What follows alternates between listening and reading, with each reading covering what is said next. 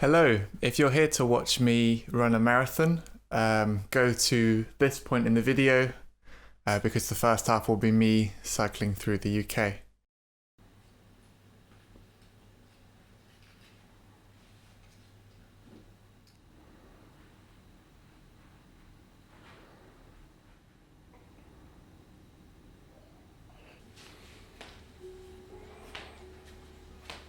It's hot.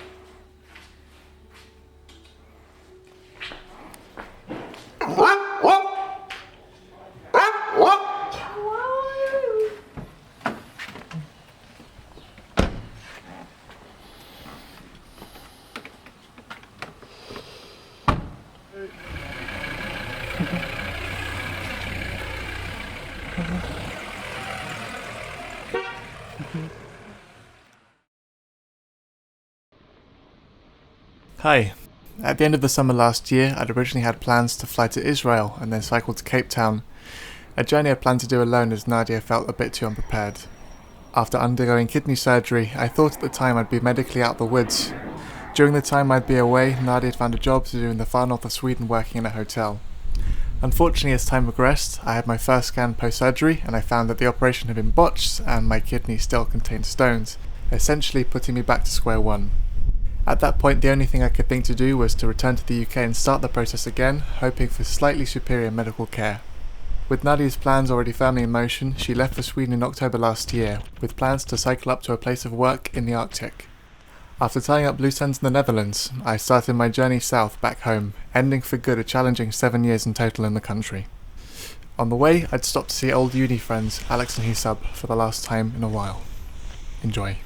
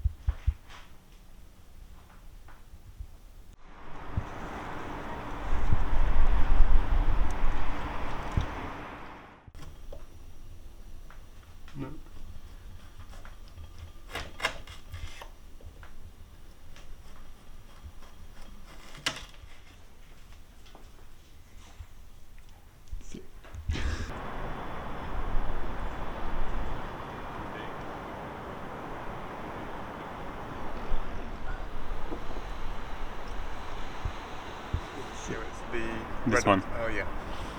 Oh, it's recording already.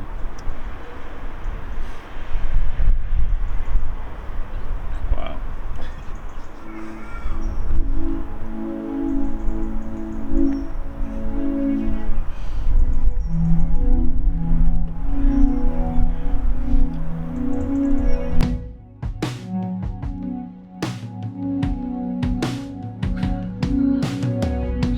Sick.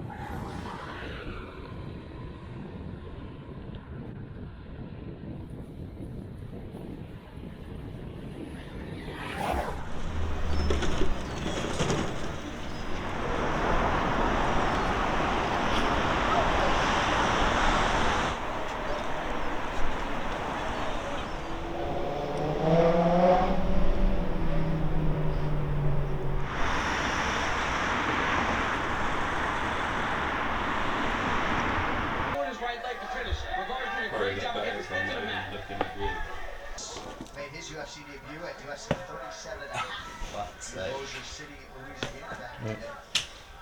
This is also an interesting opportunity for Ode because you go back All to right, his I need.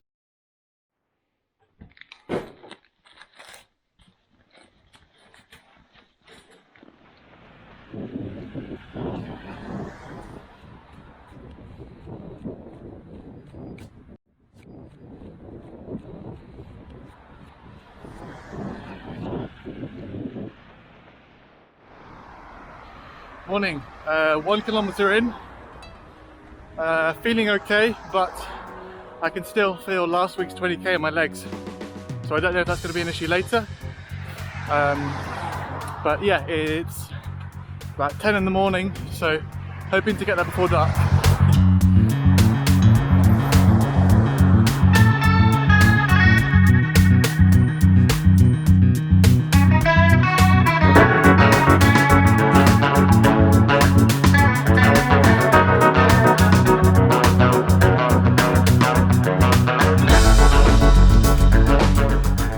That cliff in the distance, just over that, is my finish line. It looks very far away now, but it's not that bad, I don't think.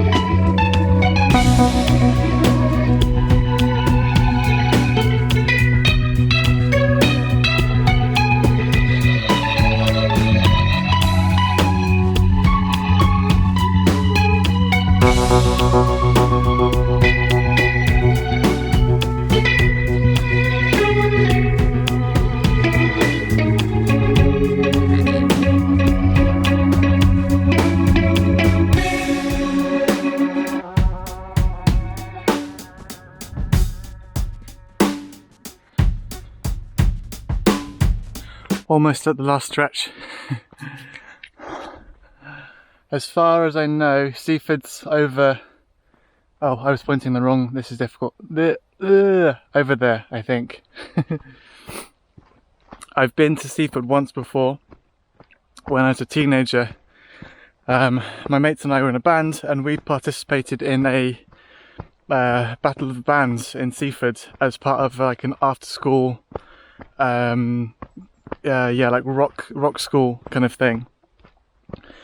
And a band came up on stage from, I think they were from Seaford actually, and they said, "Hi guys, sorry we're late today. One of our band members just died last night." And my immediate reaction was, "Yeah, fucking right, nice edgy joke, dickheads." Given the disbelief, like, yeah, if one of their best mates just died, there's no way they're going to come to this. They're just joking. So I stood up, and at the time, one of the in jokes my mates and I had was us shouting "bowling" in school, in class or whatever. So I stood up, shouted "bowling" at the top of my voice. Everyone in the hall looked at me, and I realised the boys weren't joking, and that actually happened. So that's the memory I have of Seaford.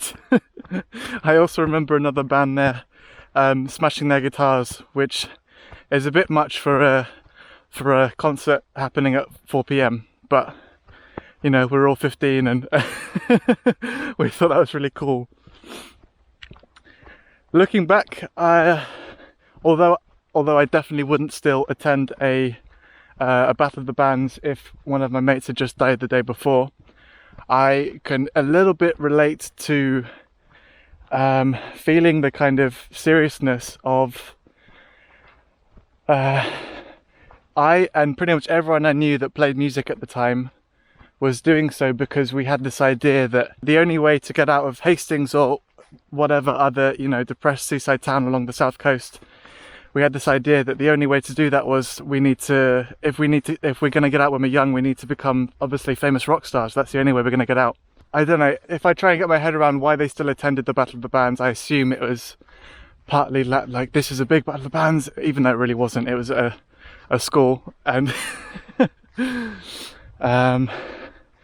and then a couple of years after that happened, when I was 18, I realised, realistically I'm not going to become a rock star, and I'm old enough that I can just leave if I want to. And then I did, and at the same time didn't play guitar for about 9 years. And coincidentally I've just picked it up again because of these videos and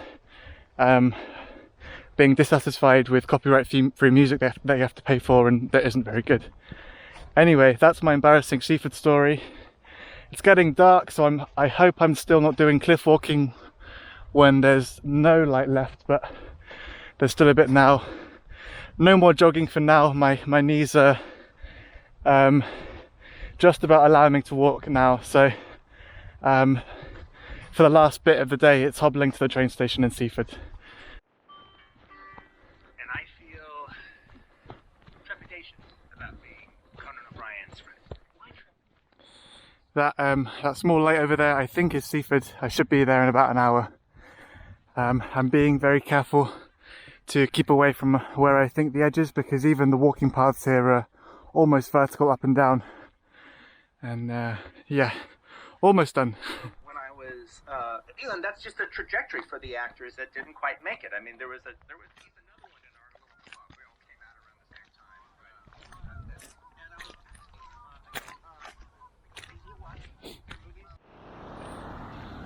Back to civilization now after lots of squelching in a marsh. Glad to be out of the complete darkness, and I've got some high vis on to stay safe. Ooh, a little bit dangerous.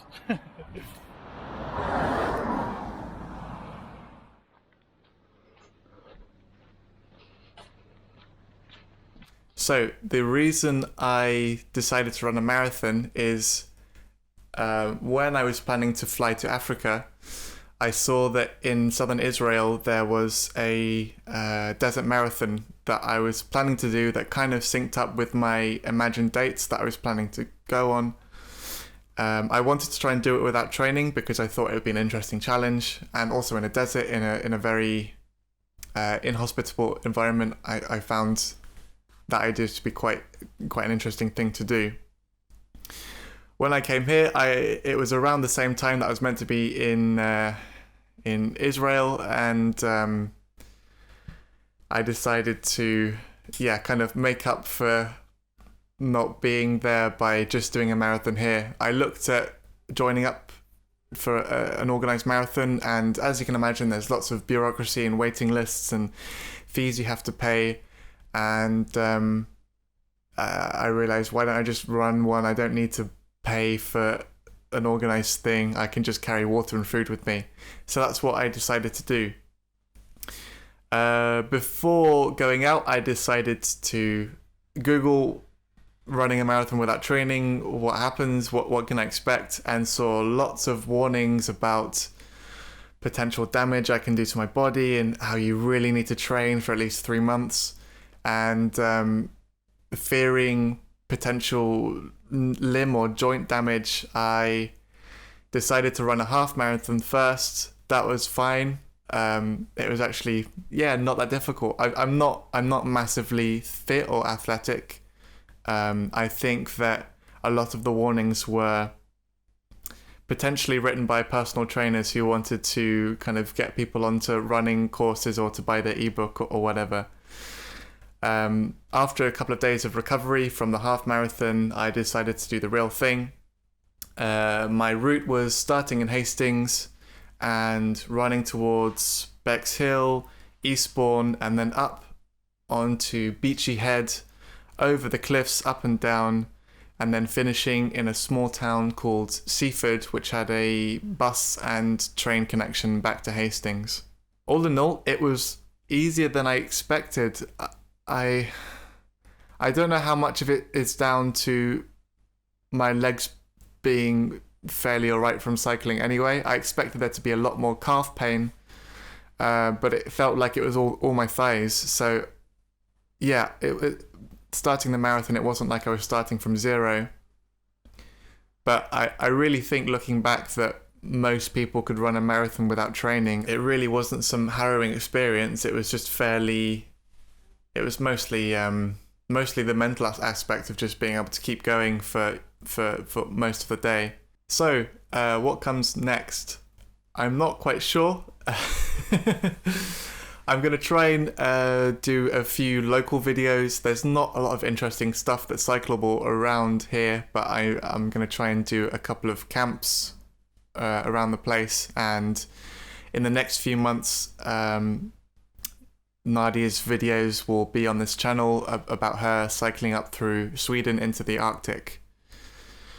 The plan for the moment, I hesitate to make plans, as plans haven't really come to fruition in the last few years, but the plan at the moment is when Nadia finishes her work placement in April, I will go up to the top of Sweden with my bike, and then if all goes to plan, we will be cycling down Norway, and then it'll be next summer by then, and ideally my kidney stuff fits into these plans, and then best case scenario we'll be back out on the road somewhere in the autumn of this year.